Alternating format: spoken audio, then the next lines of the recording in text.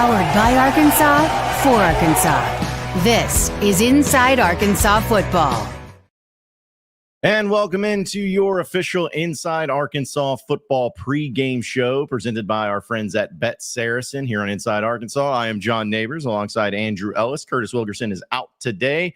We got intern Cameron on the ones and twos behind the scenes, and we appreciate each and every one of you for making us a part of your morning this morning, as it is game day. Arkansas and Arkansas State going down this afternoon at 4 o'clock at War Memorial Stadium. I'm not even going to try to give it a rivalry name because it's not one, but it is one that we are going to go through, and some of the challenges, some of the predictions, some of the great Saracen prop plays, all that fun stuff here today. But Andrew, it's game day. How are we feeling this morning? Well, I got to be honest, John. I thought this was a pregame for Arkansas's baseball scrimmage later today, so I'll have to shuffle through my notes and find some football stuff. But I'm still ready to talk football. No worries. But no, seriously, I'm excited. It's cold in Fayetteville.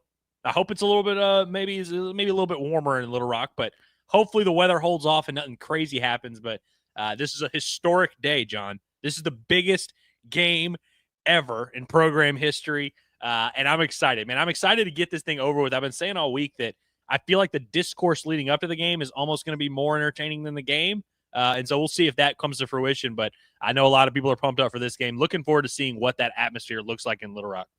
Yeah, I am too. And just like everybody predicted for the show and for us on here and everything, I am going to be going down to Little Rock, and I am going to be going to the game because that's just how these things work. So, but I'll have a chance to check it out, see how it goes, see how it looks, see how it feels. And hopefully it's an easy one for the Razorbacks, and hopefully they can get through it and focus in on the next game after this one. But again, we'll have a few of your chats to get into as well, folks. So if you want to chime in and jump in on that, and because we've been talking a lot about this game itself, but before we actually get into all the predictions and everything that we feel good about this game, this matchup, this everything, I think we've talked about it throughout the week on Inside Arkansas Live, at least, that we feel strongly like if Arkansas plays their A game, they'll win this game fairly easily. I mean, I feel like that's kind of where it's at, but it's a matter of playing their A game. I'm not saying they played a bad game last week against Alabama A&M, but as far as playing their A game, how do they get to that point? Like, is it simply just a Sam Pittman motivational speech beforehand? Is it just taking the opponent seriously? I'm going to be curious to see how we can see an A game from the Razorbacks, especially given today's circumstances. You know, this time of year, it's dangerous to make assumptions because we don't really know anything about a lot of these teams, about what, they do best. And we kind of see teams against one team and we say, oh, wow, okay, they can do X, Y, and Z very well. And, oh, they struggle in this. And then we find out in week 2, we're completely wrong and it's all mixed up and everything. So I'm making a dangerous assumption here. But my assumption is that if Arkansas doesn't turn the ball over and they don't do anything stupid offensively, like have 150 penalty yards and have a bunch of holdings and have a bunch of crazy stuff going on, I am of the belief that Arkansas's offense should be able to move the ball virtually at will in this game, and that should lead to a lot of points. And so anytime you're trying to think of what that upset path is going to look like for Arkansas State, I feel like it has to include some tomfoolery from the Arkansas offense. They have to get in their own way. And that's not to say that Arkansas State couldn't just outscore them anyway, couldn't just win a shootout. But, if Arkansas takes care of business, does what they're supposed to do offensively, scores 40-plus points. I mean, SEMO scored 24 on this team last week. If Arkansas does what they're capable of, and by the way, that's not just a week 1 reaction. We felt coming into the year, Taylon Green, year 2 Bobby, a lot of experience, a lot of reps, a lot of snaps on that left side of the offensive line as well. There's a lot of stability with this Arkansas offense. They have to carry the show today, and then we can find out what Arkansas has going on with their defense. But even if this Arkansas defense struggles, I still think that you will feel confident knowing that Arkansas can win this game, even if it looks ugly, because of that offense and because they should be able to move the ball at will. And so when you say play in your A game, it doesn't have to be firing on all cylinders.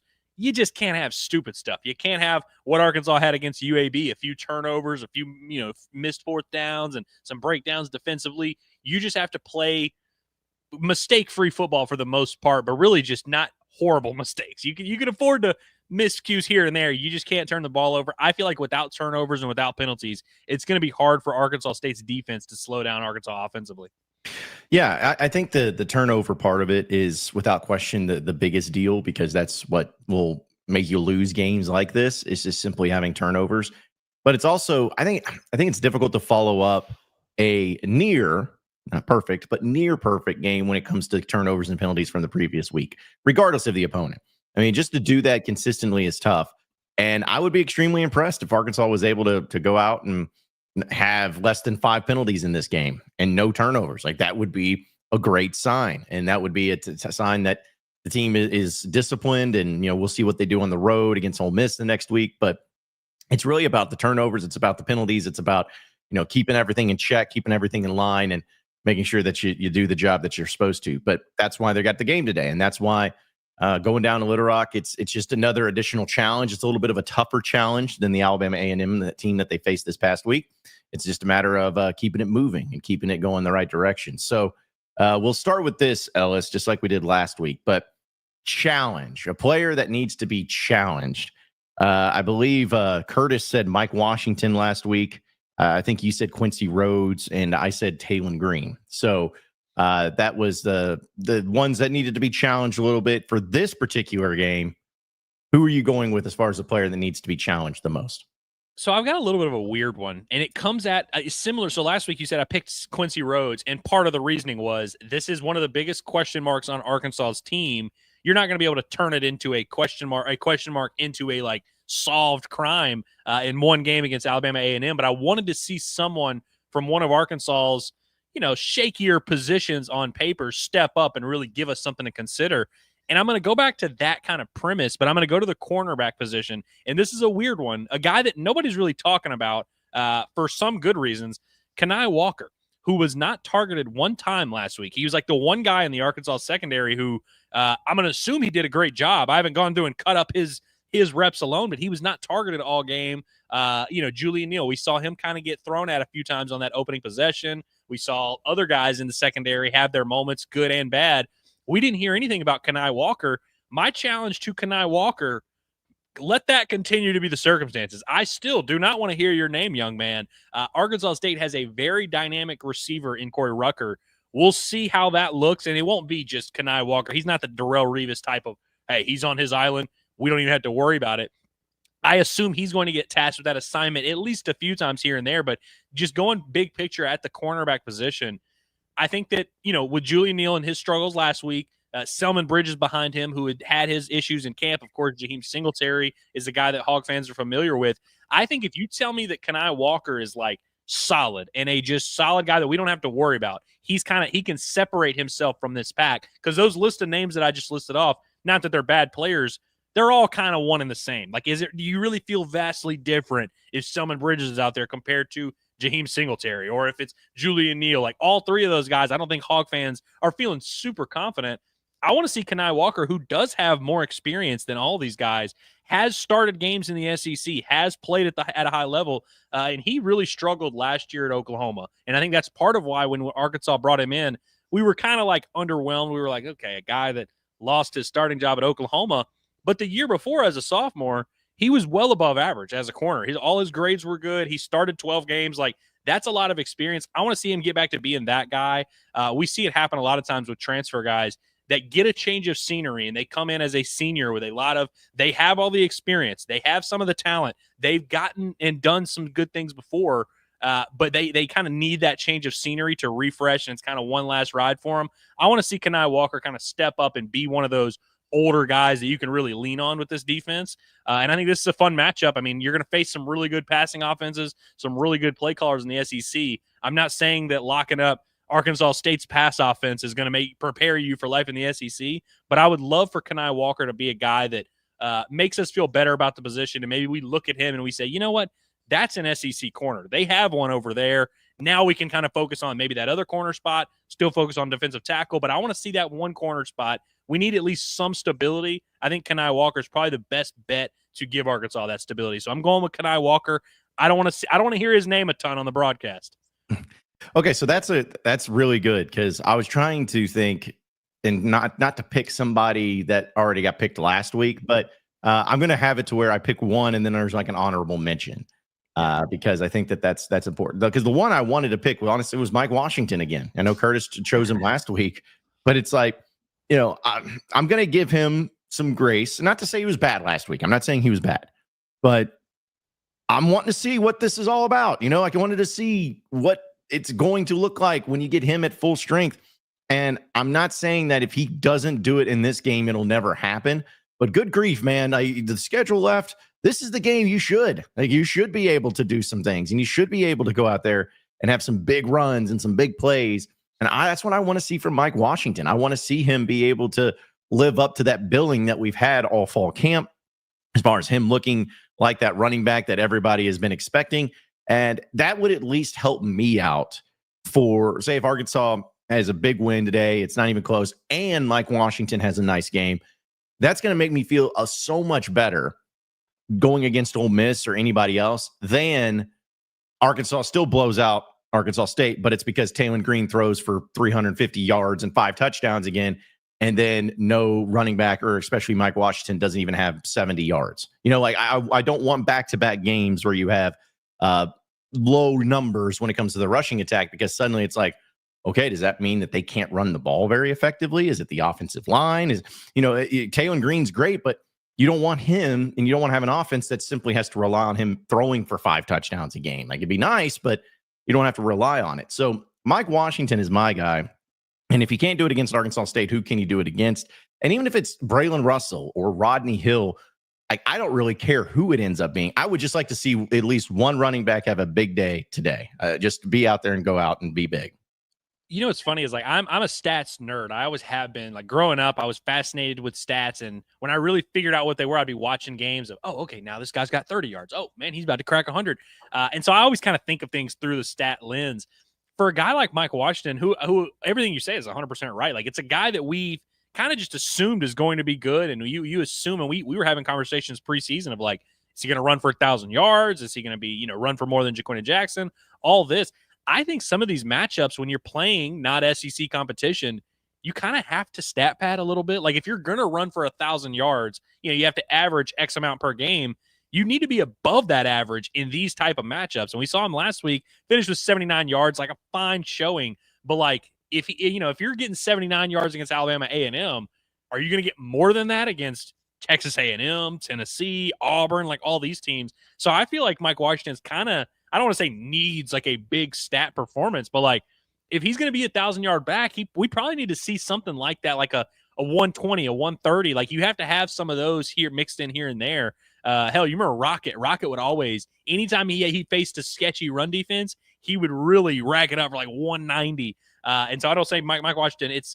Hopefully Arkansas won't need Mike Washington to come through with all these yardage today. But I think for the big picture expectations of what we've come to expect from Mike Washington, I would love to see him have a big game to kind of kickstart this little hype train. Well, and I don't want to start comparing, him to, Jaquina Jackson, but this is why we were excited about Jaquina Jackson. We knew kind of what he was capable of. But if you look at last year, Jaquina Jackson, on game 1 against UAPB, he had 101 yards on 8 carries. He could have rushed for 300 if he wanted. So we don't even need to count that. But against Oklahoma State, 24 carries for 149 yards. And then UAB, 15 carries for 147 yards.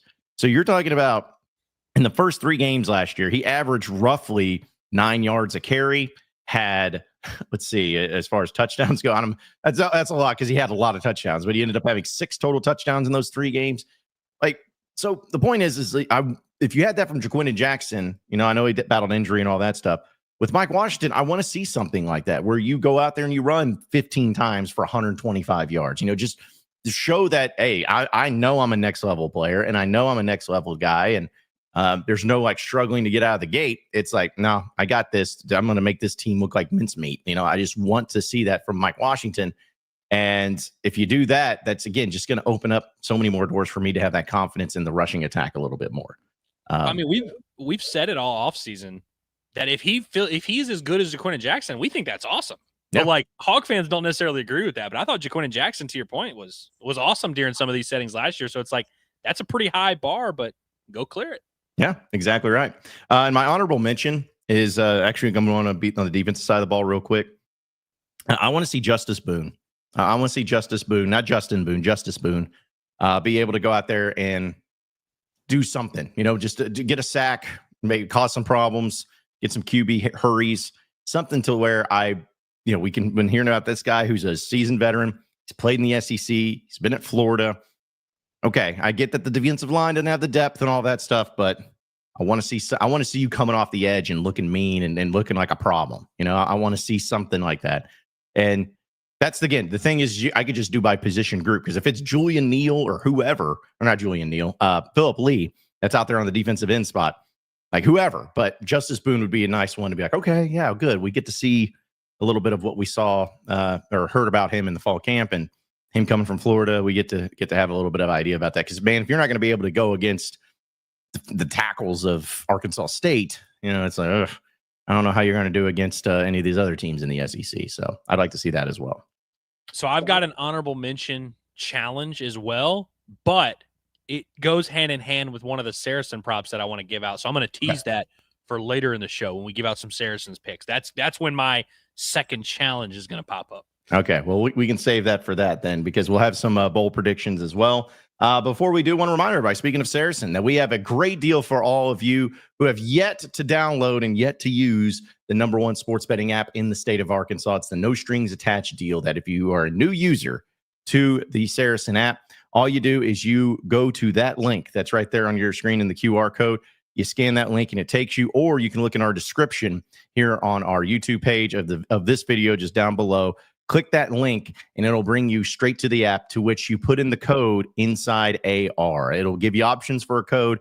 Use our code Inside AR, and where you will bet $25, you get $125 in bonus bets. Simple as that. And so if you're feeling great about the Razorbacks, if you're feeling good about the specials we're about to give you, if it's the spreads, the parlays, whatever it is, bet that $25 and get the extra $125, and boom, you're off to the races, and you're going to start winning some big money. So be sure to check it out. Again, scan that QR code on your screen, click the link down in the description, download the app, and use our code Inside AR for when you bet $25, you get $125 with the #1 sports betting app in the state of Arkansas. It is BetSaracen. Okay, so we have given our challenges, and now we'll get into our bold predictions for today's game. And I'll go first on this one, Ellis. Here's my bold prediction for the Razorbacks today. Arkansas will cause 3 turnovers or more against Arkansas State.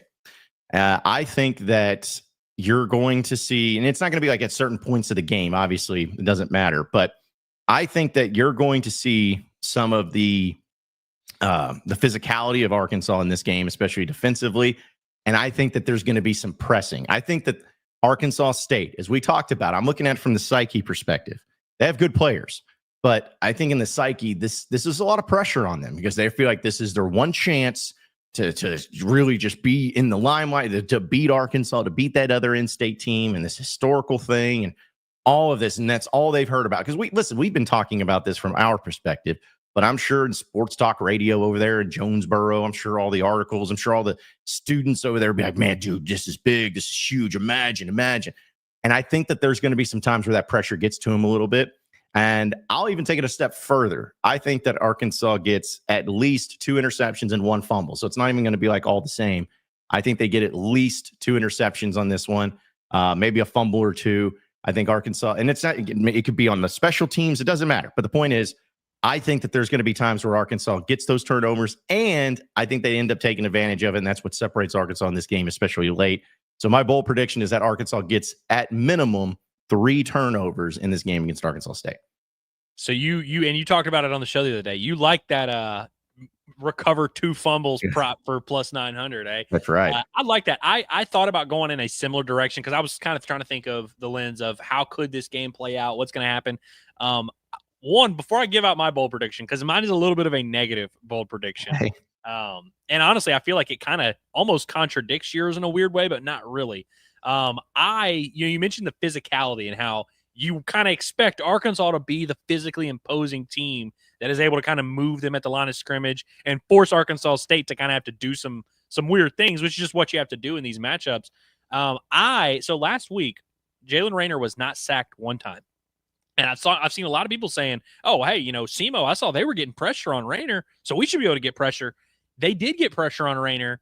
but he can get out of that pocket and he can make some plays. He's a slippery guy out there. He's smaller. He's not like a KJ Jefferson, Big Ben, like you can't tackle him, but he is one of those guys that you think you have him and then you don't.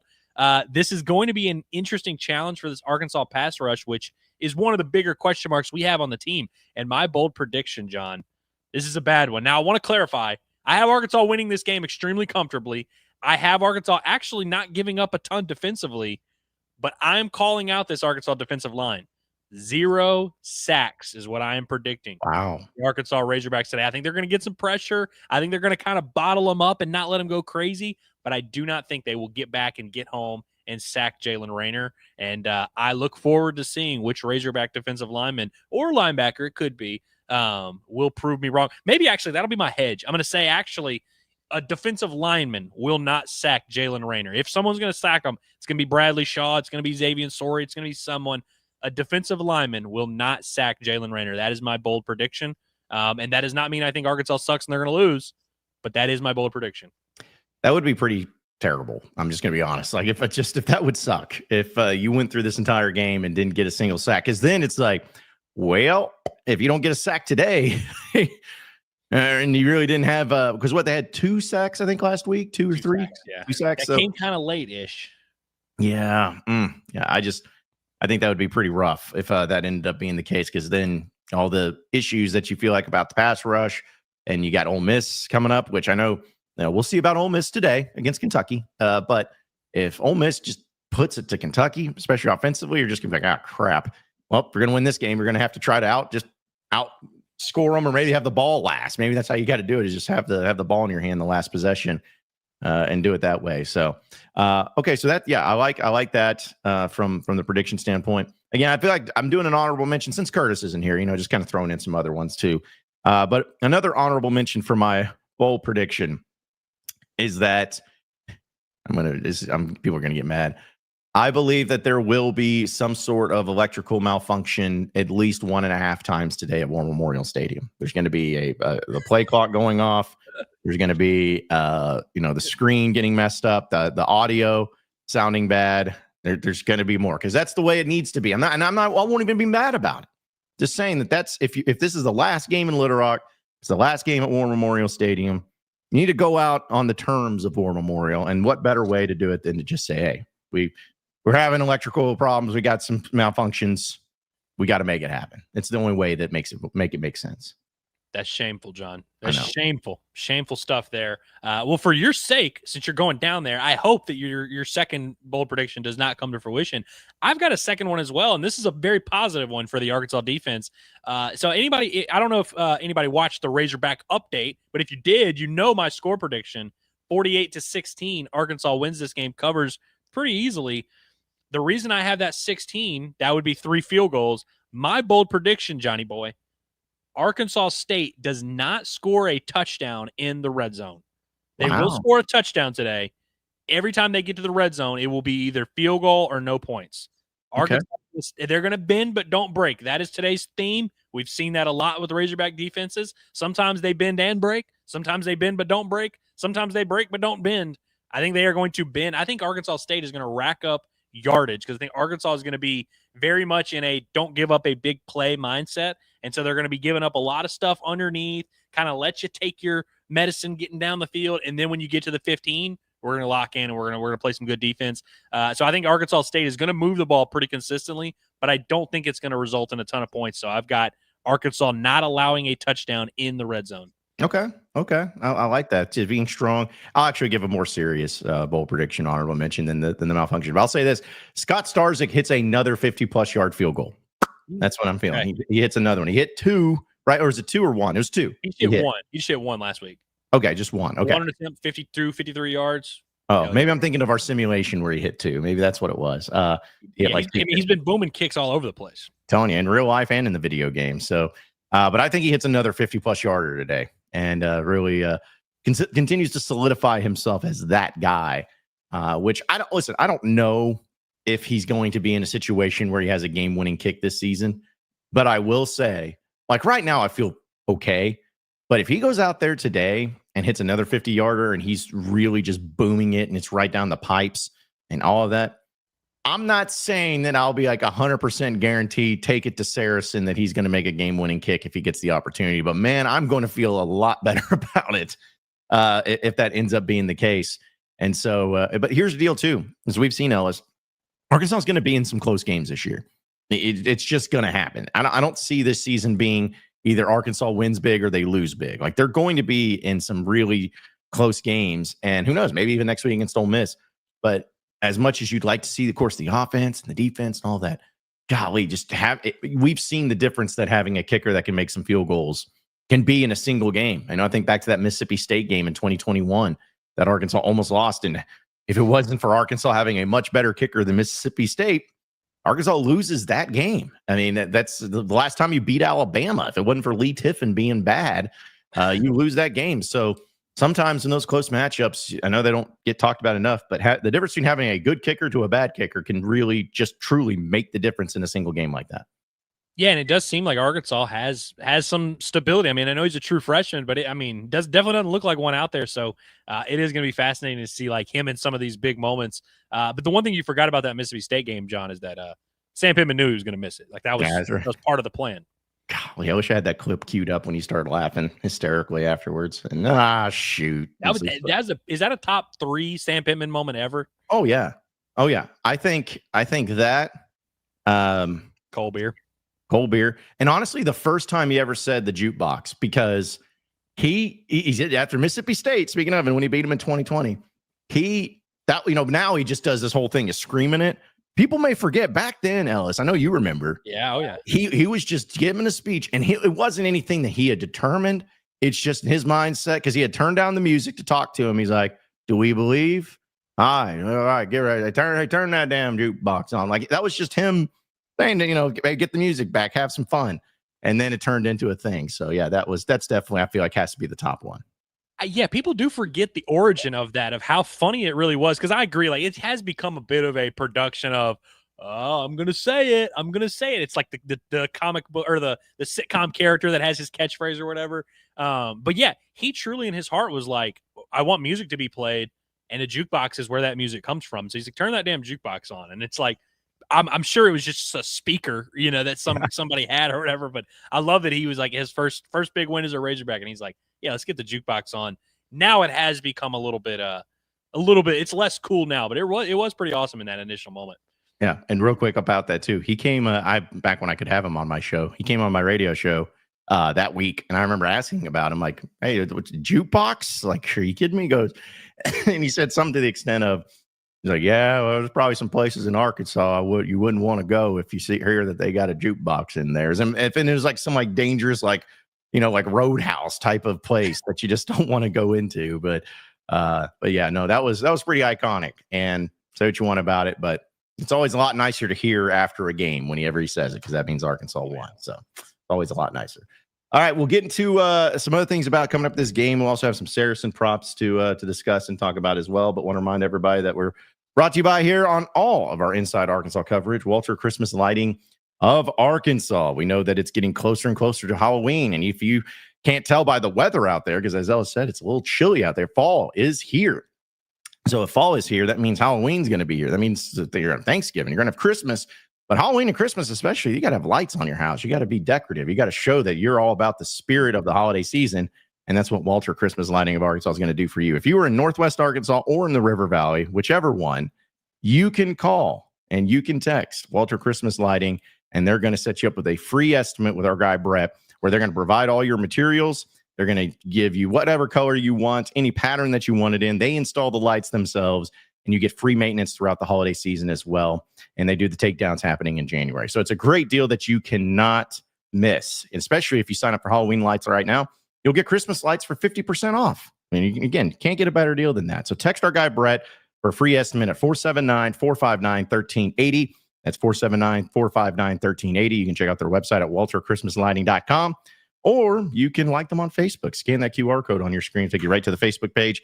It's Walter Christmas Lighting of Arkansas, your local holiday lighting experts. All right, continuing on with our Inside Arkansas pregame show presented by our friends over at BetSaracen. This is one that if you're looking at Saracen, Arkansas is still favored by 23.5 points in this game. over under set at 62.5, which I know we'll get into some of the props and everything. But how do you feel about the spread and everything? And Ellis, you think that you think they cover, and you think it's the you're taking the over in this one if you were going to do it? I do have them covering, and I do think the over. Like my score prediction has the over hitting, but I got to say, I feel like when I bet totals a lot, historically speaking, when it's something very obvious like that, where it's like, hey, you've got a good Arkansas offense and a struggling Arkansas defense and an explosive Arkansas State pass offense, of course the over is going to hit. It's never that simple. And so I wouldn't be surprised if that over-under ends up being a little bit lower if maybe my prediction of the no touchdowns in the red zone comes to fruition and maybe it ends up being a little bit more of a slugfest. But I do like Arkansas to cover. I feel like if Arkansas covers, the over definitely hits because that means Arkansas put up 45, 50 points on their own. Yeah, I think so too. If they get to that point, it's going to be an easy game and one that you can bounce out early if leaving Memorial Stadium. Which somebody was saying that it was supposed to rain down there. I just checked it. It's not supposed to rain. It's supposed to end like the raining chances end here early this morning, but it's actually by kickoff. It's going to be, I don't know. It's going to be interesting. It's going to be like it's a day of like 70 degrees, a little cloudy, a little sunny there too. So I think also too, Ellis, one of the things that has to be said and very important, don't get hurt.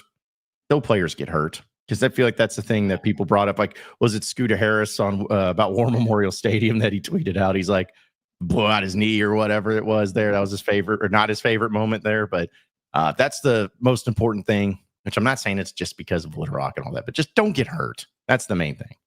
Not Kobe Hamilton. Keon Hatcher broke his foot in War Memorial on the final play of the game, which was very unfortunate in that Toledo game. There's been a lot of players. That is a very known thing of like players do not enjoy the difference of Razorback Stadium and War Memorial in terms of the playing surface, especially if there's been some rain. That's a little bit of a nightmare. You mentioned the parking yesterday of how there's like some of that parking when it's been raining and it's a little wet out there. Complete disaster. I think that you add it all together, it's going to be not a mud fest, but it could get a little weird down there. It's going to be dirty. It's just going to be it's going to be dirty and moist. But that's where that's where they thrive, in the mud. Yes. Let's hope that that ends up being the case, because I'm sure nobody will make that connection. You know, if Arkansas wins big and it was like a dirty, muddy game, then people just be like, oh man, check this out. Like, I don't think that'll happen at all. So, but either way, checking out some of the Saracen though prop plays that are going on here. There's always a lot of them to get into, but they even added a few more heading into this particular game. But some of the ones that I wanted to bring up, of course, you mentioned the one that I liked at plus 900 at Arkansas defense. So here's the thing: is like defense over 1.5 fumble recoveries. So does that count special teams too? Because it says defense. Oh, I didn't even think about that. I still think so. I think they probably, in their minds, they're thinking of offense, defense of whoever doesn't have the ball is the defense kind of thing. Yeah. But I don't know. That would be a tough one to lose on that premise. But if they don't pay you out, we'll make a phone call. That's right. Yeah, we'll get it done, because it's also one and that's plus 900, but also at plus 700 is Razorback defense over 1.5 interceptions and over a half fumble recovery, which is kind of what I was thinking anyways. So may just put both on both and roll the dice, and who knows, maybe it pays out double there. But I like that one. But also the other one too, Ellis, that I liked, as weird as it is, I liked the plus 400 Braylon Russell over a half receiving target and over a 5.5 yards after catch. Like one screen pass where he gets 6 yards, nails it for plus 400. So I like that one. I mean, the one target, obviously, it's like, you know, maybe there is a possibility he doesn't get a target, in which case, all right, cool, it's a moot point. But it's like, if he does get one target, it's almost certainly going to be at or near the line of scrimmage, maybe even behind the line of scrimmage. Like, I don't expect Braylon Russell, although who knows, maybe he'll catch a wheel route. Wouldn't that be funny if he caught a wheel route and it was so far downfield, but then he still got the yards after the catch because he went in untouched, like Ronnie Wingo-esque. But yeah, I love this one too, where it's like, all you need is like, hell, I'll even settle for this, John. I'll settle for a 3rd and 14 where Talon surveys the field, doesn't see anything, and then just kind of checks it down. And Arkansas doesn't even convert, but it's just kind of, hey, here's to the halfback. We get 7 yards here. Boom. I love that one. I had that one written down. I've got 3 that I really like. My challenge that I teased earlier, CJ Brown, who had a nice showing, had 2 touchdowns last week. Seems like, I mean, I think Omega Blake's clearly going to be wide receiver 1 for this Razorback team. I don't think there's any debate about that. And then you have a group there, Raylan Sharp, who's got a lot of experience, looked okay. CJ Brown, who's young, but they really like. I think he's the guy that kind of needs to step up. And so I want to challenge him a little bit. So he had 4 receptions for 49 yards and 2 touchdowns last week. Different opponent here. His Saracen line here, over 3.5 receptions, over 49.5 yards. So he'll have to get 1 extra yard to 50. That right there, plus 300 for him to basically just do what he's supposed to do. Do what he did last week even. And so I like him to catch 4 or 5 passes. If he can get over 50 yards, I think that would be a solid day. Like it wouldn't, like if he had 4 receptions for 50 yards, I don't think we would come to the postgame show and be like, yo, CJ Brown, what the hell? So the fact that I'm getting that at plus 300, I feel like it's pretty solid. And I see a lot of people talking about the Taylon Green touchdown prop, which I believe it's like plus 3 something for him, 3.5 passing touchdowns and over a half rushing touchdown, which very much in play. If you like that one, go for it. Absolutely. I kind of like the yardage one a little bit better. Over 322.5 passing yards, over 55.5 rushing yards. That's plus 450. And I feel like the yardage in a weird way is a better bet. Last week we saw Taylon Green throw 6 touchdowns and not run in any. I'm sure there's going to be a little bit of a mix this week, but like how annoying would that be if he had 3 passing touchdowns and 2 rushing touchdowns and you had that bet? You'd be like, oh man, I think the yardage is pretty stable because it's like, why would he not get the yardage unless, Arkansas's up 52-0 at halftime and they take him out? I like him getting the yardage, and that is a very high total. But we have seen Taylon in these games against not SEC competition. Taylon Green puts up some absolute numbies.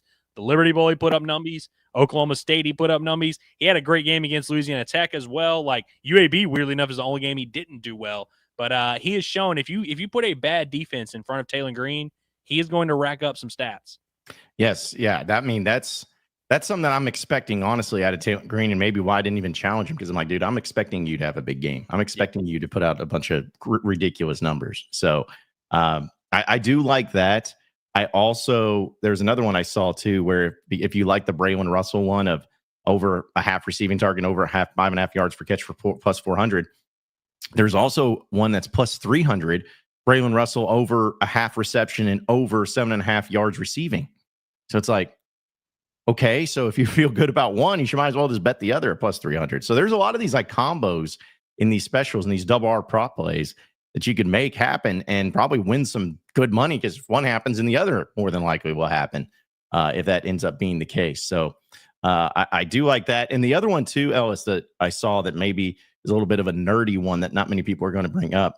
But how about the Razorback offense third down conversion percentage being over 64.5? Now, granted, the opponent, Arkansas State, would have to be under 29.5% at plus 200. But I know it's one game. Arkansas's third down percentage conversion rate last year was incredible. Like, it was one of the best in the SEC. And they're off to a good start where they went 9 of 14 last week. So maybe that's just something that they're going to do, is just be good at converting on third down, maybe have over a 50% deal. So I feel like that's another one as well. It's just looking at that and saying like, hey, Arkansas is going to do good on third downs when it comes to their offense, because it seems like they've done a good job of putting themselves in a successful, like third and short, third and manageable situation, I think, more so than anything.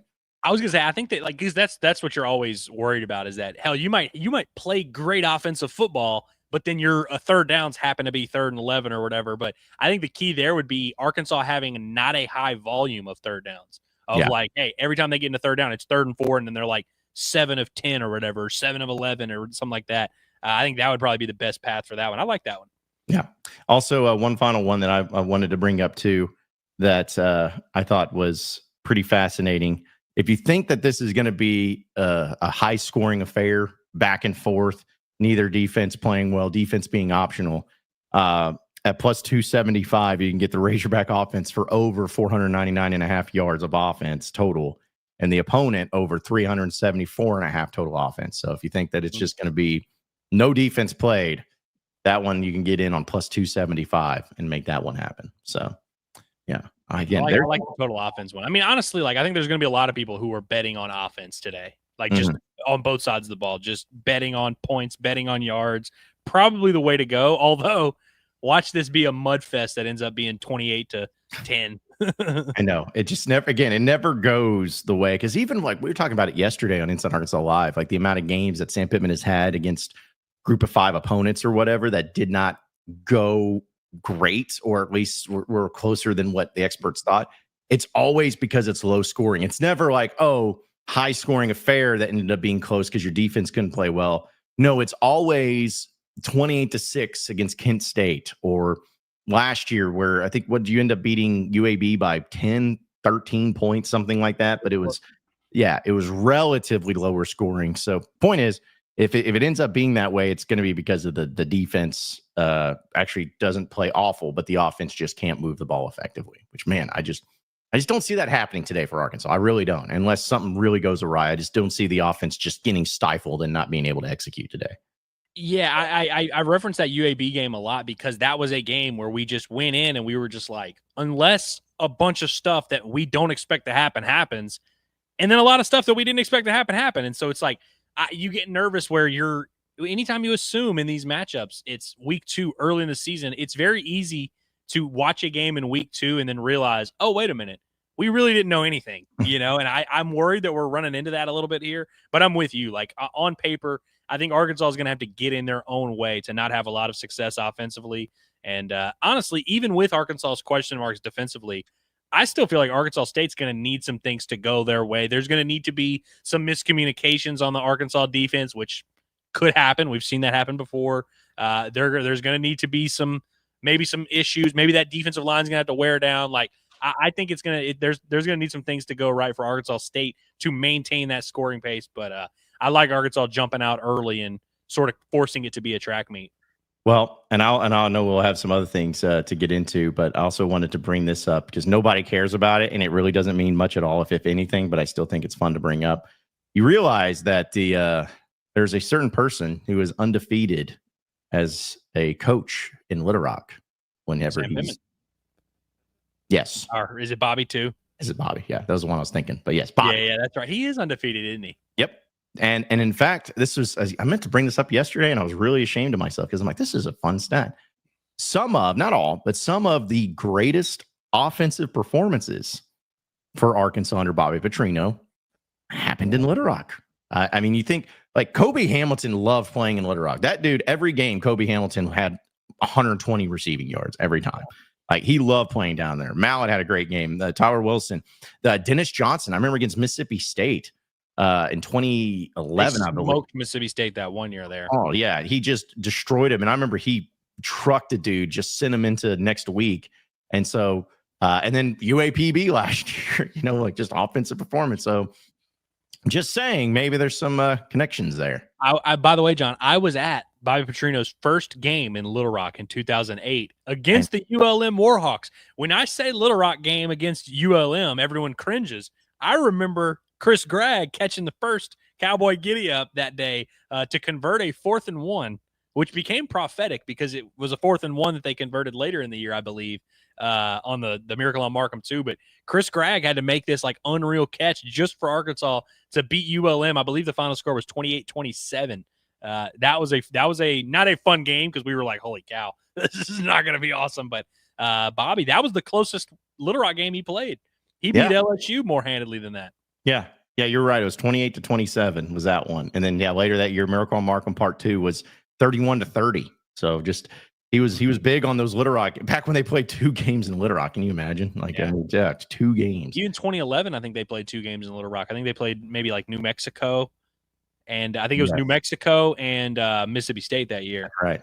Yeah, because it would be 1 non-conference and 1 conference game was how it was done. So, but yeah, amazing how things turned out. But yeah, so real quick, I know we'll get to your chats, folks, before we wrap up here, but I was telling you about the stats and everything in Little Rock.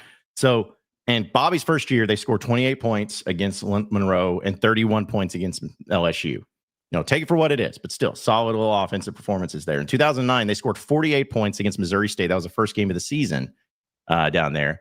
And then against Mississippi State, they scored 42 points. All right. So good offensive showings. 2010, against Louisiana Monroe, they scored 31 points. And then against LSU, they scored 31 points. So they're big on the 31s, I've noticed down there in Little Rock. They like the 31-point total. And then in 2011, as you just mentioned, they played New Mexico. They beat them 52-3. So scored 52 points in that game and then scored 44 against Mississippi State. That New Mexico game, I remember Brandon Mitchell playing the entire second half, which was cool. But that was the first time they did the red, white, and blue hog. Because it wasn't 9/11, but it was around 9/11. And I guess it was the 10-year anniversary of 9/11. And so they did a cool little thing, and the students wore blue. I remember that was cool. Yeah, I do remember that as well. So, but yeah, September 10th, close enough for that game. But either way, I think that's why they did it. It was the 10-year anniversary of 9/11, like that weekend, and so that was back when 9/11 was so fresh. It was a week-long celebration. That's right. Celebration's a weird term. Yeah, probably not the celebration, the anniversary. We'll just call it that. Celebrating 9/11. Yeah, I don't think that's that's not the way I wanted to do it. So, oh man. So we'll get to your chats, folks. But I want to remind everybody that Goat Lab Red here in Fayetteville is your new Arkansas hangout. If you're a Razorback fan, this is the place to be. Say you're in Fayetteville and you're looking for a cool spot to watch the game today. You're not making the trip down to Little Rock. Well, head over to Goat Lab Red right there at 1214 North Garland Avenue and get you some of the best brews and burgers around. It's a new spot. It's got plenty of big TV so you can watch the game from wherever you're sitting. And they have some of the great brews that they've made themselves, the signature Goat Lab brews like Razorback, Tusk, and Tusk Light. And not only do they have burgers, but they have great appetizers. And then after you sit there all day today watching all the games and you have a great old time, you need some of that hangover food tomorrow. Well, luckily for you, they got all you can eat pancakes for just $16.99, but that doesn't end there. You also get your choice of 2 Goat Lab brews or 2 mimosas, a little hair of the dog on the next day. And that's only at Goat Lab Red here in Fayetteville. So check them out, watch the games, and especially for Arkansas home games, it's a great spot for the pregame, for the postgame, shoot even during the game, no matter what it is. Check it out with new Goat Lab Red, your new game day tradition here in Fayetteville. All right, so we'll get to a few of your chats. Appreciate everybody tuning in and hanging out with us here today on our Inside Arkansas Football pregame show presented by BetSaracen. Shout out to Chef Boyar Lee. Super Chat just says, woo pig. Hell yeah. That's all you need. That's all you need. Spelled woo right, so you're going to be good in my book. Sam Temple is a new member with us here, so appreciate you, Sam. Shout out to Sam Temple. This would be my cousin, and shout out to Sam Temple for not taking it personally, because I did shamelessly text him and try to get him to sign up for our BetSaracen promo. Because a lot of our buddies, they already have Saracen accounts, so I was trying to target people who could bet that didn't have accounts, but he already had an account. But shout out to him for becoming a member instead. Hey, listen, there's nothing wrong with that, because we're just trying to do the Lord's work of getting everyone to sign up for BetSaracen who hasn't already, because if you haven't already, we don't know what you're doing. So you might as well get you a great deal for betting $25, get $125. We're trying to help you out as well as Saracen, as well as ourselves. Everyone wins. Everyone wins when you do that. Although technically not everyone can win, right? Well, I don't know. In case everyone could make the greatest bets, it could be 100%. But you're right. Saracen would not win. That's true. Well, they win because you are a customer. They win because you're a new customer. That's how they win. That's what they really care about. I'm sure Saracen will be able to recover from your $17 bet. Yeah, somehow, some way they'll be able to make it work. Woo MF Pig, remember for a month. He says the only way I'll survive a loss today is seeing John's reaction. Would be the ultimate crash out and low key here for it. Man, I haven't even thought about that, nor do I want to. Because my crash outs, if I have one, which again, I won't today, but if it does happen, it's not just something that I'm like, all right, well, if they lose, here's how I'm going to react. It's just, I let it fly. Whatever's my reaction is my reaction. And I just hope it doesn't happen today, because that's going to make that's going to put a very quick damper on our Inside Arkansas, football shows and content moving forward, real quick, unless we're just talking about coaching searches from here on out. So, and I don't want to do that. I don't want to do that here. I don't want to do that either. It has occurred to me that I have thought about the possibility of just the chaos and how chaos is kind of good for us as a business. But I've thought about it in would John Beckman trolling us be not worth it though? Yeah, it would probably not. Yeah, I don't think it would be worth it. There's not much that would be worth what could happen potentially today. I just don't want to see it happen. Just don't want to see it. All right, so a few of these will move fairly quickly on it. Grant says hot take or bold prediction, if you want to call it that too. Hogs with at least 3 sacks today. So going against what Ellis said to start in his bold prediction. Yeah, I started this up because I knew I was going to give out the 0 sack bold prediction, and so we do our post game accountability. We like to keep what you guys say in there as well, and so we want to keep some of that on our radar. That's right. And our intern Cameron is doing a good job, I know, of taking the notes of these, some of these bold predictions. That's what he does. Shout out to Cameron, by the way, for crushing it. Was like our eyes and ears at Bomb. I had to leave after about 30 minutes yesterday, but Cameron brought the scoops, brought the takes, brought the stats, was giving out updates at Bomb. What a stud. Yeah. We'll bring in Cameron here at the end to give his prediction for today, his score prediction and everything. Yeah, we'll bring him in. Let's see. WMF Pick says Mike Washington needs to show us what all the hype is about today. Yeah, that's kind of where I'm at with it. So I'm hoping that's the case. Hickory Hog says surely the concrete turf and Moore Memorial won't be slick after a little rain. It's not that bad. It's bad. It's not. Here's the thing. I think I feel like I'm weird defending Moore Memorial, but it's not as bad as what people try to make it out to be. Yes, it is a little bit weird that there's a lot of injuries, and yes, it's not as good as the turf up in Northwest Arkansas and Fayetteville. I'm 100%. But I also don't think it's like you're playing on Astro turf back in the 80s or whatever. It's like not that bad. Because listen, they play football games there every week, and like it's so. I'm just saying. I'm old enough to remember whenever people thought the practice field at Arkansas and Fayetteville was cursed because there kept being foot injuries there. And was it Ben Herbert? Was it the turf? Was it what was going on? Niall Davis's career was ruined. I mean, what's going on here? I think we do this a lot. And I mean, it's the same people that say Matt Hobbs ruins people's arms. And it's like, no, throwing a baseball 100 miles an hour ruins people's arms. Playing a contact sport gets you injured, not necessarily the turf. Do guns kill people? Yeah, I don't want to. Don't start. Do not do that. Not here today. Let's see. Grant says, what if this ends up being a 2017 Coastal Carolina kind of game? Yikes. Yeah, that would suck.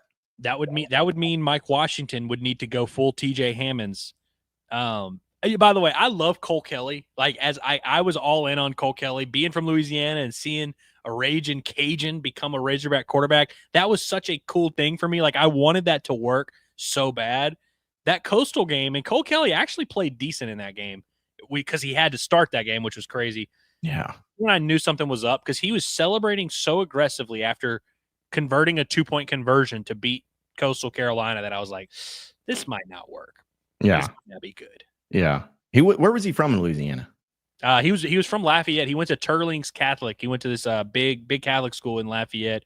Really good basketball player. He tore up my high school in basketball. He was a very good athlete on the basketball court. The Steamboat, man. Steamboat. That was the thing. Our guy John Beckman says Rayner and Rucker are going to have a big game. A-State wide receivers are going to create separation against Hog DBs. Explosive plays win state the game. Okay.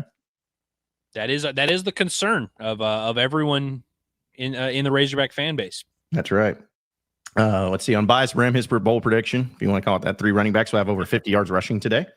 I like this. I like this a lot. We talked, by the way, a lot about the Mike Washington stuff, and hell, we've seen it in Razorback history. One running back having 150 yards does not disqualify the other running backs from getting going. I would definitely love to see that 3-headed or 2 or 3-headed monsters. I'm guessing Rodney Hill maybe would be that third guy. By the way, there are props for all 3 running backs catching passes on Saracen. There was like a Rodney Hill 1 reception for a certain amount of yards. They had a Mike Washington receiving prop. We talked about the Braylon Russell one. So if you're a big proponent of the 3 running backs, just bet on all of them to get some receiving yards today. Yep, exactly. Yeah, make your money with Saracen by doing that. Let's see. Hickory Hog says, can we do SEC chants after the game? No, absolutely not. Stop. I was going to say yes. I got to be honest. Your anti-SEC chant? No, not the Sun Belt. Do it against other Power 5 teams or Power 4 teams or whatever. Do it in bowl games. I'm fine with that. But doing it against the Sun Belt ain't going to really because here's my thing. Would you do it against like Louisiana Monroe or whoever? Like, no, you wouldn't do it. If you want to chant something else, I don't know what would even be funny. Like something about you being the only team in the state. That's not a chant, but something dumb. Do that, but don't do the SEC chant. Okay, so I saw this too. Hunter Year Chief says, is Justin Boone active? I thought he wasn't coming back. I believe he's confusing him with David Oki. Okay, that's what I thought. I was like, wait a minute. Is that because that was my bold prediction? Yeah, no, the reason he got that confused though is because Justice Boone was very quiet last week to the point where Trey Biddy asked Sam Pittman, did Justice Boone play? But he did say yes, he was out there. He did record a tackle last week. Like I know that we he was quiet and he was disappearing act or whatever, but he did play and he is healthy. He is out there. Just didn't do much last week. John is hoping that he kind of makes that presence known today. But yeah, David Oakey is the one that is out, and probably they're going to try and get him back for Ole Miss. I'm skeptical that he's going to be back for Ole Miss, but David Oakey is the injured defensive lineman. Yeah. Let's see. Also, a few more here. Those Bandgeek says my prediction is Raylan Sharp going to have a breakout game, multiple receiving yards and a touchdown. Okay, I like that one. Ryan Bryant says Rayner and Rucker will be manning the grill at Skinny J's after this one. Beckman. This is good stuff. Stuff. Yeah, I like that. James or Jamer time or whatever says, I'm surprised John is still in Fayetteville, not on the road yet. Well, as soon as this ends, I'm going to hit the road. Don't worry. But yeah, he also says, do you think KJ will play today? I think so. Okay, this is interesting because I remember 2021, Malik Hornsby was very upset that he didn't play in that Rice game. That started slow, and Arkansas ended up winning fairly comfortably, but they never got it big enough for him to play. And then he wound up playing against Texas because the Texas game got lopsided quicker than that. I can see something like that. I don't think he's going to, it's not going to be one of those whole second half things. Like, let's give some respect. They're not going to. And by the way, mentality-wise, Arkansas went into last week, the coaching staff, they went in with a plan to play their backups. I do not believe the coaching staff is going in this weekend thinking about that. I think you have to be playing to win. Obviously, you got to be, you got to take care of business first. I could see him getting one series towards the end of the game where they get that like final touchdown that really pushes it out into a 30-point lead, and you get one KJ drive. I could see that. Yeah, I could see that too. I think he plays though today, no matter what. And last chat, we'll get XP, or actually, sorry, in a second.